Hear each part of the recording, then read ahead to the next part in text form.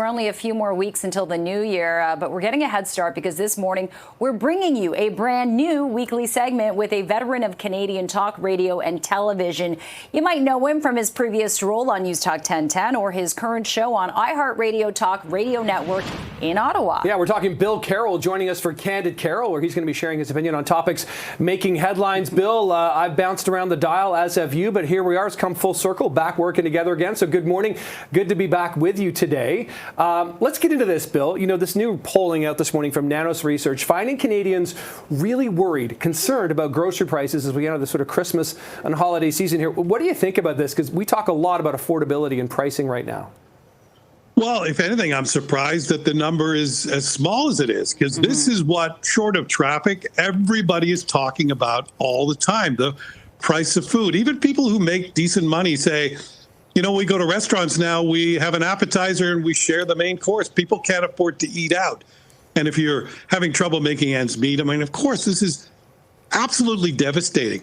And this is, to me, guys, this is a ticking time bomb for government. Look how angry Americans are right now about food prices. So much so that Donald Trump has just reduced some tariffs, just given farmers a huge subsidy so they can afford fertilizer without passing along the price to consumers. They're angry, and their food inflation is much less than ours. Maybe you didn't realize this. I know I didn't until I started to look into this. Till about 2008, food inflation in the U.S. and Canada was identical. The financial meltdown came, and Americans shifted policies, and we didn't. This is all government policy to blame here. Things like supply management, a lack of Canadian food processing. We need to incentivize Canadians to do this. It's all about regulation. They switched and we didn't. Do you know that our inflation, food inflation, is greater than theirs right now, even with tariffs? I think Canadians are being very patient about this, but it's not going to last forever. They're going to get angry. Yeah, absolutely. And, you know, we spoke to the food professor, Sylvain Charlebois, about their recent food price report showing that $925, it's the average amount that, you know, Canadians are going to be paying more for food. But it's all related, right? Like, this is about cost of living, and that ties to personal debt, to housing costs. So it doesn't seem like there's any relief in sight, especially when people are, you know, dropping more than 30% of their income to pay for things like rent, which is something that was interesting in this survey that people here in Ontario are kind of most worried about. It's maybe that, then their food. What do you make of that?